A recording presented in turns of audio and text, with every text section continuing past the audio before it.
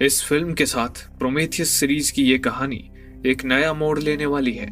अगर आपने इस सीरीज के पिछले भाग नहीं देखे हैं तो पहले उन्हें देखिए, लिंक आपको डिस्क्रिप्शन में मिल जाएंगे। आइए अब देखते हैं इस सीरीज का अगला भाग, प्रेडेटर्स। फिल्म की शुरुआत होती है हवा में तेजी से गिरते हुए एक कमांडो से। वो कमांडो बेहोशी की हालत में बस गिरते चला जा रहा था। तभी एकाएक उसे होश आ जाता है। वो अपने पैराशूट खोलने का प्रयास करता है, लेकिन उसका पैराशूट नहीं खुलता है। अंततः जमीन से ठीक थोड़ा ऊपर उसका पैराशूट ऑटोमेटिकली खुल जाता है। पेड़ों की डालियों से टकराता हुआ वो काफी तेजी से नीचे आकर गिरता है, पर वो मरा नहीं था, जिंदा था। वो खड़ा होकर अपने आप को संभाल ही रहा होता है कि तभी उसके बगल में मैक्सिकन गैंगस्टर आकर गिरता है। मैक्सिकन गैंगस्टर उठते ही कमांडो पे अपनी बंदूक तान देता है।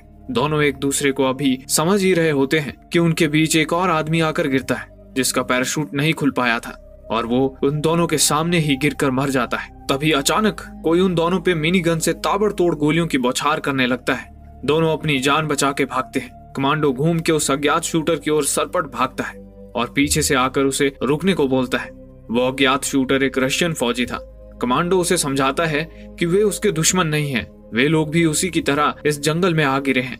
फिर रशियन फौजी उन्हें बताता है कि वो चेचन्या की लड़ाई में लड़ रहा था। तभी अचानक एक तेज रोशनी हुई और अगली चीज जो उसे याद थी वो ये कि वो आसमान से तेजी से नीचे गिर रहा है। मैक्सिकन गैंगस्टर कहता है कि उसके साथ भी बिल्कुल ऐसा ही हुआ था। तभी उन्हें उनकी ओर निशाना साधे एक इजरायली शार्प शूटर नजर आती है। शार्प शूटर बताती है कि उसने दुनिया भर के जंगल अच्छे से देखे हैं, लेकिन ये जंगल उसने पहली बार देखा है। वो कहती है कि ना तो ये एशिया है ना अफ्रीका, शायद अमेज़न के जंगल हो। वो बताती है कि उसने और कई पैराशूट्स को उतरते देखा है। फिर वह उन्हें उन पैराशूट्स की ओर ले जाने लगती है। रास्ते में उन्हें एक जापानी गैंगस्टर, एक अफ्रीकन बागी, एक मोस्ट वांटेड क्रिमिनल और एक डॉक्टर मिलते हैं। वे सब उन्हीं की तरह आसमान से गिरे थे और खजूर में अटके थे। अब वे एक साथ जंगल में उस तरफ बढ़ रहे थे जहां शार्प शूटर ने और भी पैराशूट उतरते देखे थे। तभी उन्हें एक जगह एक अजीब सा स्ट्रक्चर दिखाई पड़ता है जिसके नीचे कई खोपड़ियां पड़ी हुई थी। अफ्रीकन बागी उन खोपड़ियों को देख के बताता है कि वो हत्याएं जिसने भी की हैं वो खोपड़ियों को ट्रॉफी की तरह मानते हैं। जिसके पास जितनी ज्यादा खोपड़ी वो उतना बड़ा योद्धा। फिर वे लोग वहां से आगे बढ़ते हैं। रास्ते में एक जगह रशियन फौजी एक फूल की तरफ आकर्षित हो उसे छूने के लिए अपना हाथ आगे बढ़ा रहा होता है। तभी डॉक्टर आके उसे रोक लेता है। डॉक्टर उसे बताता है कि ये काफी खतरनाक पौधा है, इस फूल के द्रव में डूबे छुरी के कट से इंसान को लकवा मार जाएगा। रशियन फौजी अपनी जान बचाने के लिए उसे धन्यवाद देते हुए कहता है कि वो अब से डॉक्टर की जान की रक्षा करेगा। वे सब एक जगह थोड़ा थम जाते हैं। वहां शार्प शूटर कमांडो को दिखाती है कि मैग्नेटिक कंपास नॉर्थ साउथ ही नहीं दिखा रहा है। फिर कमांडो से बताता है कि जब से वे लोग यहाँ आए हैं सूरज भी वहीं का वहीं है, वो जरा भी नहीं हिला। कमांडो से एक और बात बताता है कि उनमें से हर कोई प्रशिक्षित हथियारा है सिवाय डॉक्टर के, और यही बात है जो उसके गले नहीं उतर रही है। फिर वे लोग आगे बढ़ते हैं। तभी उन्हें पैराशूट में बंधा बड़ा बक्सा नजर आता है, उसमें गली हुई खाल पड़ी थी। फिर वे देखते हैं कि उनके चारों तरफ ऐसे कई और बक्से हैं। वे लोग थोड़ा आगे बढ़ते हैं। तभी अचानक वे लोग एक ट्रैप में फंस जाते हैं। सब बाल बाल बचते हैं। शार्प शूटर खुद को बचाने के चक्कर में एक गड्ढे में गिरते गिरते लटक जाती है। उस गड्ढे में अंदर धारदार लकड़ी के टुकड़े खड़े हुए थे। तभी कमांडो अपनी जान पे खेलकर उस गड्ढे में गिरने से उसे बचा लेता है। फिर वहीं उन्हें एक और फौजी की सड़ी गली लाश देखने को मिलती है। लाश की स्थिति को देख डॉक्टर बताता है कि वो लाश 2 हफ्ते पुरानी है। वो लाश एक अमेरिकी फौजी की थी। फिर कमांडो सारी स्थिति का जायजा लेकर बताता है कि ये ट्रैप दरअसल इसी फौजी ने तैयार किया था, लेकिन उनके लिए नहीं बल्कि किसी भारी भरकम प्राणी का शिकार करने के लिए। लेकिन वो प्राणी जो भी था वो ना सिर्फ इस खतरनाक ट्रैप से बच गया बल्कि उसने इस फौजी के भी चिथड़े उड़ा दिए। तभी अफ्रीकन बागी को ऊपर पेड़ पे किसी के होने का एहसास होता है। वो अनजान प्राणी पेड़ के ऊपर से उन्हें देख रहा था, लेकिन वो प्राणी उन्हें दिखाई नहीं देता। चलते चलते वे सब जंगल के एक छोर पर पहुंच जाते हैं और वहां का नजारा देख वे सन्न रह जाते हैं। उनके सामने एक अलग ही सौर मंडल का नजारा था। वे लोग समझ जाते हैं कि इस वक्त वे जहां खड़े थे वो पृथ्वी नहीं थी। फिर वे लोग वहां से दूसरी दिशा में चलने लगते हैं। थोड़ा आगे चलने पे उन पर उस ग्रह के ढेर सारे जंगली कुत्ते हमला कर देते हैं। सब उन कुत्तों को गोलियों से भूनने लग जाते हैं। शार्प शूटर डॉक्टर को पेड़ पे चढ़ाकर खुद कुत्ते से मुकाबला करने नीचे रुक जाती है। तभी उसकी गोलियां खत्म हो जाती है। वो कुत्ता उसे मारने के लिए आगे बढ़ता है। तभी एक जोर की सीटी बजती है जिसे सुनकर सारे कुत्ते जंगल के अंदर उस सीटी की आवाज की दिशा में भाग जाते हैं। कमांडो समझ जाता है कि कोई उनके साथ शिकार का खेल खेल रहा है और वो सब उसके लिए शिकार हैं। तभी उन्हें पता चलता है कि मैक्सिकन गैंगस्टर उनके बीच से गायब है। अचानक मैक्सिकन गैंगस्टर की पुकार सुनाई देती है। वे लोग उस पुकार की दिशा में जाते हैं तो उन्हें मैक्सिकन गैंगस्टर वहां बीच में बैठा दिखता है। शार्प शूटर उसकी ओर जाने लगती है, तब कमांडो उसे रोकता है। वो समझ गया था कि ये कोई ट्रैप है और मैक्सिकन गैंगस्टर पहले ही मर चुका है। सब लोग मैक्सिकन गैंगस्टर की लाश को ऐसे ही छोड़ के आगे बढ़ जाते हैं। कमांडो को फॉलो करते हुए वे सब एक कैंप में पहुंच जाते हैं। वहां इंसानों के साथ कई दूसरे जीवों की खाल उतरी लाशें टंगी हुई थी। वहां उन्हें एक और जीव बंधा मिलता है। वो एक प्रेडेटर था, ब्रह्मांड का सबसे खतरनाक शिकारी, जो आज खुद एक शिकार की तरह टंगा हुआ था। वो प्रेडेटर जिंदा था। ये शिकार का खेल जो कोई भी खेल रहा था, वो प्रेडेटर का भी शिकार कर सके, इतना खतरनाक था। इसी बीच कमांडो वहां से चुपचाप निकल लेता है। थोड़ी देर बाद सबको कमांडो के गायब होने का एहसास होता है। तभी जमीन से दो भाले निकलकर अफ्रीकन बागी के शरीर को फाड़ कर रख देते हैं। उसी वक्त कैंप के बाहर से कमांडो किसी अदृश्य चीज पे गोली चलाते हुए प्रकट होता है। वे अदृश्य शिकारी भी उन सब पर हमला करने लगते हैं। उनके हथियार बिल्कुल प्रेडेटर्स की तरह ही थे। सब लोग अपनी जान बचाकर भागते हुए जंगल से नीचे झरने में गिर जाते हैं। वे शिकारी अदृश्य अवस्था से बाहर आते हैं। वे प्रेडेटर्स की तरह ही दिखते थे, लेकिन उनका पहनावा प्रेडेटर से अलग था और उनके शरीर भी प्रेडेटर से बड़े और भारी थे।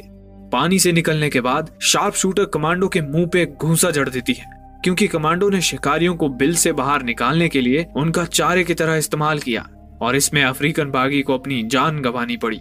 कमांडो का मकसद सिर्फ ये जानना था कि दरअसल उनका दुश्मन कौन है और अफ्रीकन बागी की कुर्बानी व्यर्थ नहीं गई है। कम से कम अब उन्हें उन शिकारियों की संख्या, उनके हथियार और उनकी ताकत का अंदाजा तो आ गया है। कमांडो आगे शार्प शूटर से कहता है कि कैंप में जब उन्हें वो बंधा हुआ प्रेडेटर मिला था, तब उसने शार्प शूटर की नजर पड़ ली थी कि शार्प शूटर इन प्राणियों के बारे में पहले से ही जानती है। इस पर शार्प शूटर बताती है कि उसे सिर्फ इतना पता है कि साल 1987 में कुछ कमांडोज का सामना जंगल में प्रेडेटर से हुआ था। वो प्रेडेटर वैसा ही था जैसे उन्होंने अभी कैंप में बंधा हुआ देखा था। इस घटना के बारे में और डिटेल में जानने के लिए आप हमारे चैनल पे उपलब्ध इस सीरीज की फिल्म प्रेडेटर को जरूर देखें। इसके बाद वो मिलकर शिकारियों का सामना करने की ठानते हैं और जंगल में एक जगह अपना डेरा जमा के बैठ जाते हैं।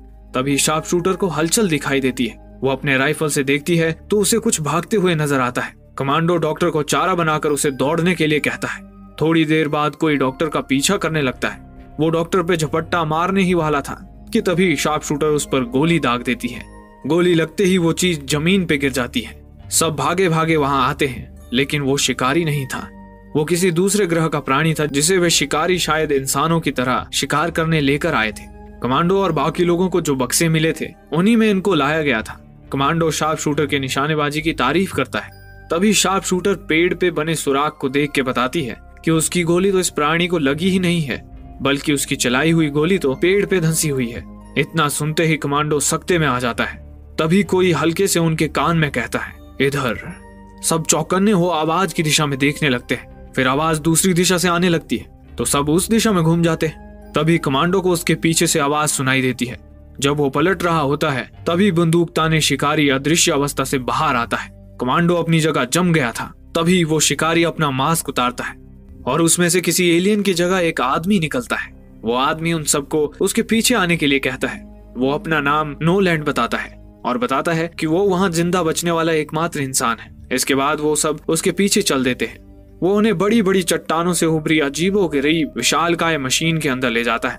फिर वो रेंगते हुए सुरंगनुमा रास्ते से होते हुए एक अंदरूनी कोठरी में पहुंचते हैं।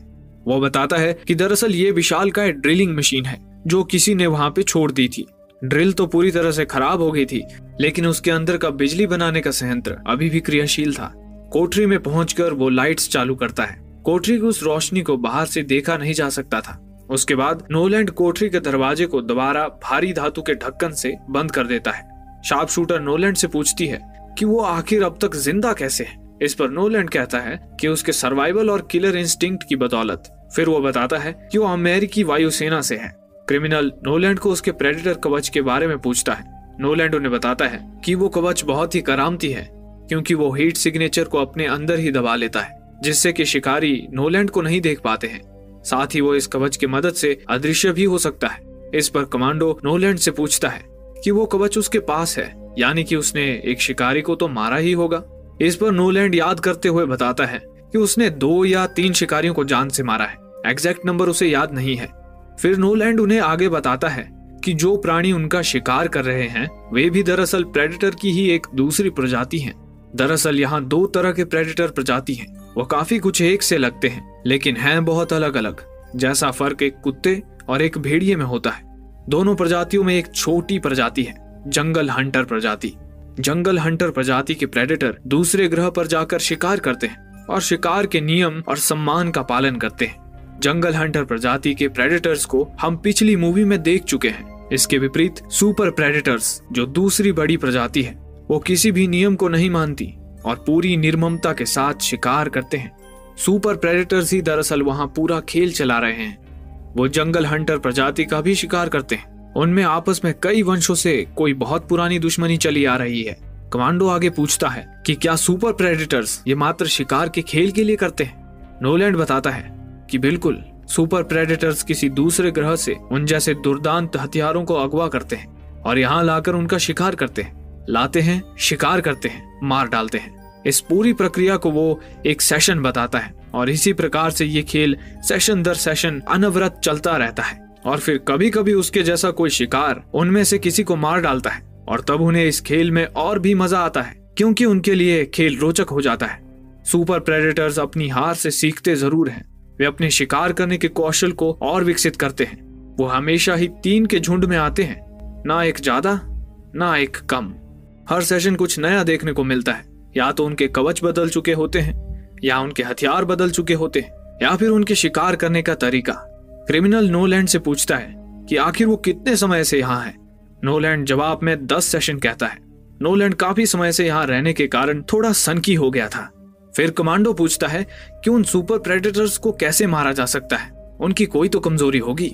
इस पर नोलैंड कहता है कि उनकी बहुत कम कमजोरियां हैं। अगर वो उनसे बचना चाहते हैं तो उन्हें जमीन में गहरा गड्ढा खोद के उसमें छुप जाना चाहिए।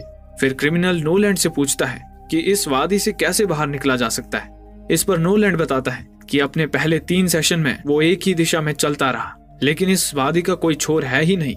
कमांडो उससे पूछता है कि वो यहाँ सीजन दर सीजन आते कैसे हैं। नोलैंड बताता है कि वो अपने स्पेसशिप में आते हैं। उनका स्पेसशिप उनके कैंप से 90 फीट की दूरी पे खड़ा रहता है। कमांडो कहता है कि वे सुपर प्रेडेटर्स का स्पेसशिप लेकर यहाँ से भाग सकते हैं। इस पर नोलैंड पूछता है कि क्या तुम्हें प्रेडेटर स्पेसशिप उड़ाना आता है। कमांडो जवाब में कहता है कि वो कोशिश तो कर सकता है। फिर नोलैंड सबसे कहता है कि वो थोड़ा सोने जा रहा है, बिल्कुल शोर मत करना, क्योंकि सुपर प्रेडेटर्स हमेशा यहीं बाहर डोल रहे होते हैं। वो सबके लिए खाना पानी छोड़कर सोने चला जाता है। समय काटने के लिए सब लोग एक दूसरे से बात कर रहे होते हैं। रशियन फौजी डॉक्टर को अपने बच्चों की फोटो दिखाता है। उधर जापानी गैंगस्टर को नोलैंड की कोठरी में एक पुरानी लेकिन अभी भी तेज धार जापानी तलवार कटाना मिलती है। उधर शार्प शूटर कमांडो से उसके प्रेडेटर स्पेसशिप को चुराने के प्लान के बारे में पूछती है।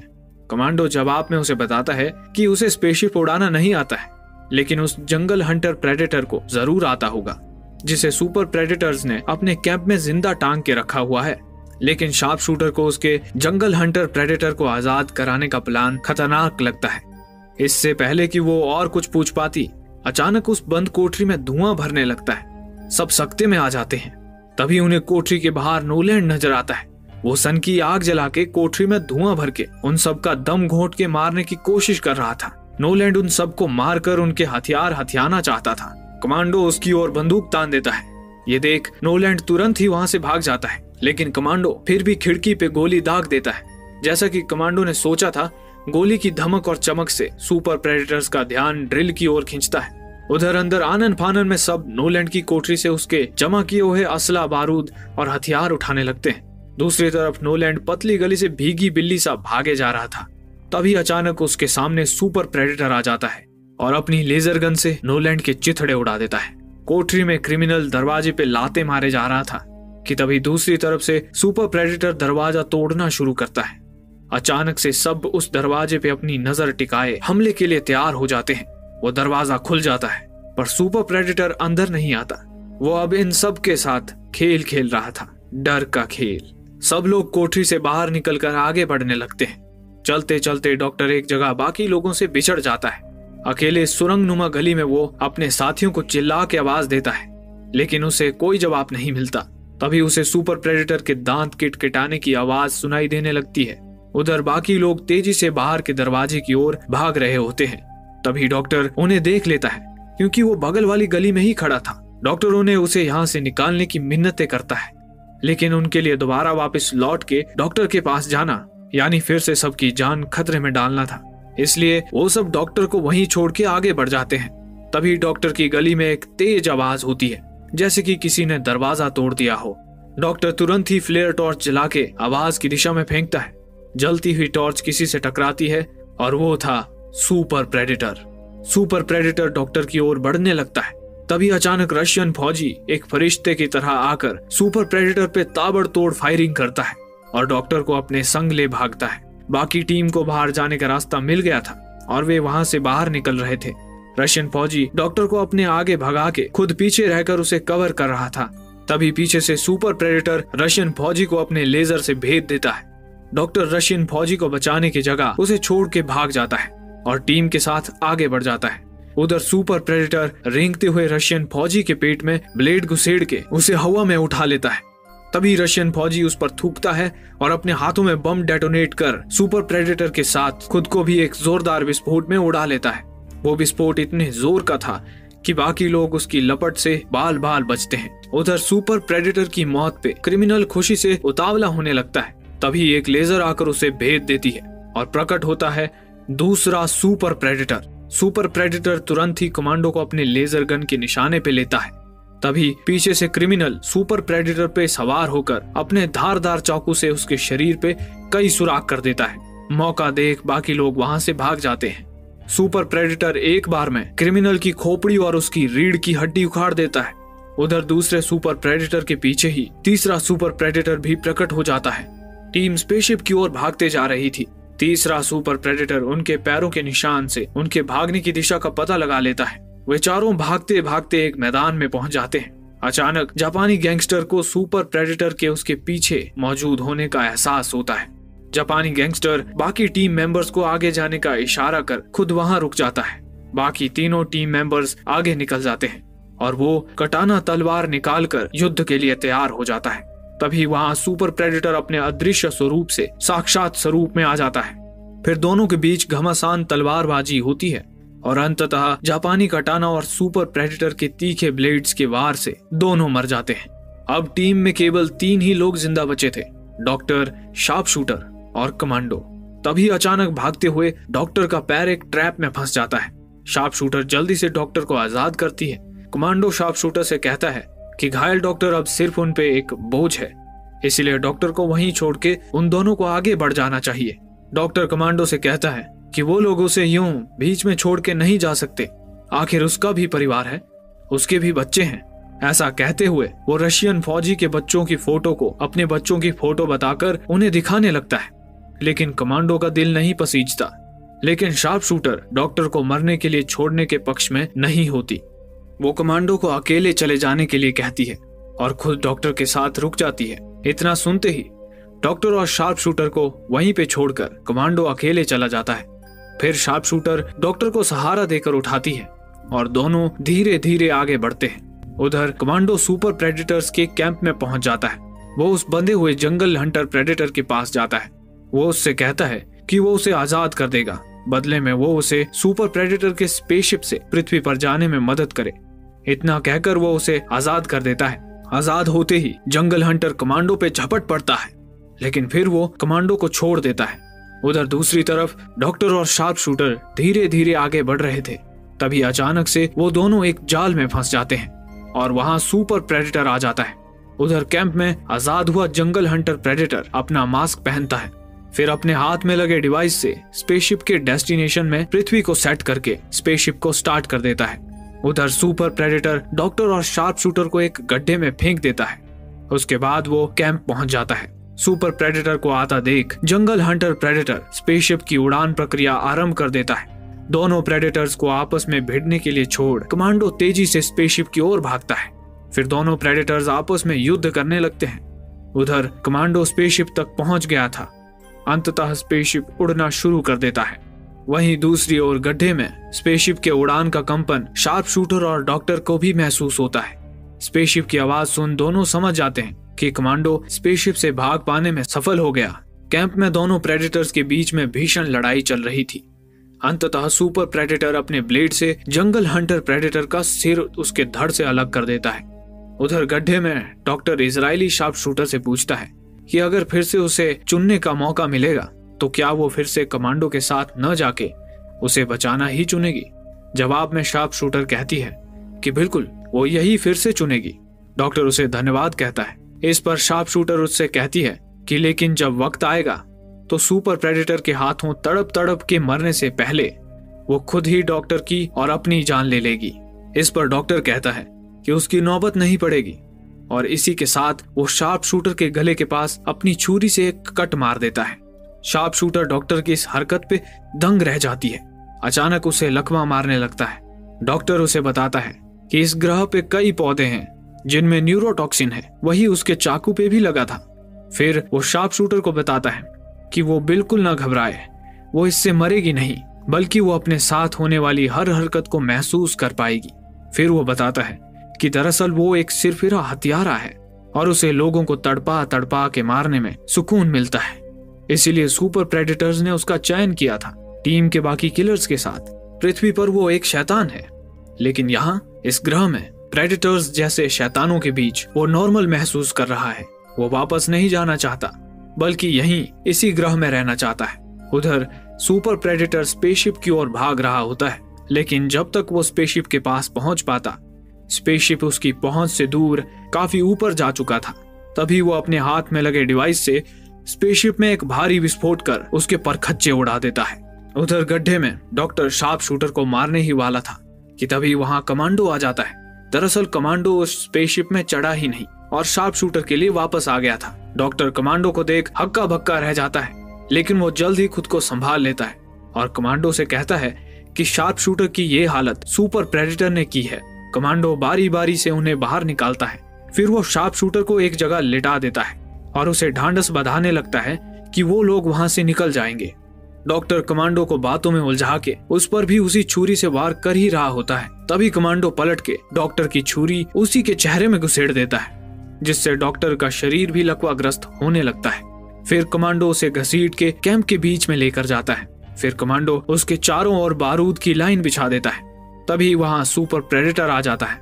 वो अपने इंफ्रारेड विजन से शिकार ढूंढ रहा होता है। तभी उसे लकवाग्रस्त डॉक्टर नजर आता है। वो डॉक्टर के शरीर में अपने ब्लेड घुसेड़ देता है। फिर वो जैसे ही डॉक्टर को पलटता है, डॉक्टर पे लगे ढेर सारे ग्रेनेड फट जाते हैं और सुपर प्रेडेटर भी कई फीट उछलकर दूर गिर पड़ता है। फिर जब वो खुद को संभालते हुए खड़ा होता है तो सामने कमांडो को खड़ा पाता है। फिर कमांडो बारूद की लकीर पे आग लगा देता है। आग की गर्मी के कारण उसकी इंफ्रारेड विजन कमांडो के शरीर की गर्मी नहीं देख पा रही थी। तब कमांडो दौड़ा दौड़ा के सुपर प्रेडेटर को कूटता है और भाग जाता है। आग की लपटें कम होने लगती हैं। यह देख कमांडो एक पेड़ के पीछे छुप जाता है, लेकिन सुपर प्रेडेटर की विजन उसकी धड़कनों को पकड़ लेती है। सुपर प्रेडेटर उस पेड़ पे निशाना साध के फायर कर देता है। कमांडो ऐन वक्त पर वहां से हट जाता है। उधर शार्प शूटर रेंगते हुए अपनी स्नाइपर राइफल की ओर बढ़ती है। वहीं दूसरी तरफ सुपर प्रेडेटर कमांडो को तबीयत से कूट रहा होता है। फिर वो ब्लेड से कमांडो का सिर कलम करने वाला ही होता है कि तभी शार्प शूटर की राइफल से एक गोली आकर सुपर प्रेडेटर के छाती के आर पार हो जाती है। बदले में सुपर प्रेडेटर शार्प शूटर पे अपने ब्लेड से वार करता है, जो जाके सीधे उसके कंधे में घुस जाते हैं। ये देख कमांडो गुस्से से पागल हो जाता है और सुपर प्रेडेटर के फरसे से उस पर बारंबार प्रहार करते जाता है। उसके डिवाइस वाले हाथ को भी उसके शरीर से काट के अलग कर देता है और फिर अंततः एक प्रचंड प्रहार से सुपर प्रेडेटर के सिर को उसके धड़ से अलग कर देता है। उसके बाद कमांडो शार्प शूटर के पास आ जाता है। फिर दोनों अपने मन में एक दूसरे के लिए छुपी भावनाओं का इजहार करते हैं। सुबह हो चली थी और शिकार की नई खेप आसमान से उस ग्रह पे उतर रही थी, यानी कि फिर से मौत का घिनौना खेल खेले जाने वाला था। कमांडो और शार्प शूटर आसमान से उतरते उनके जैसे इंसानों को देख रहे होते हैं। फिर कमांडो कहता है कि अब उन्हें इस मनहूस ग्रह से निकलने का तरीका खोजना चाहिए और फिर वो लोग वहां से आगे बढ़ जाते हैं। उसी समय वहां से अरबों मील दूर पृथ्वी पर एक जानी मानी बायोलॉजिस्ट डॉक्टर ब्रैकेट को एक खुफिया लैब में ले जाया जा रहा होता है। वहां उसकी नजर वहां रखे प्रेडेटर के शस्त्रों और मुकुट पे पड़ती है, जिन्हें देख वो चकित रह जाती है और फिर वो कुछ ऐसा देखती है जिसे देख के उसकी आंखें फटी की फटी रह जाती हैं। सामने साक्षात प्रेडेटर अचेत लेटा हुआ था। और इसी के साथ ये फिल्म यहीं समाप्त हो जाती है। दोस्तों, अगर आपको ये वीडियो अच्छा लगा तो आप हमें सपोर्ट करने के लिए हमें सब्सक्राइब कर सकते हैं, ताकि हम ऐसी ही और वीडियोस आपके लिए लेकर आ पाएं। धन्यवाद।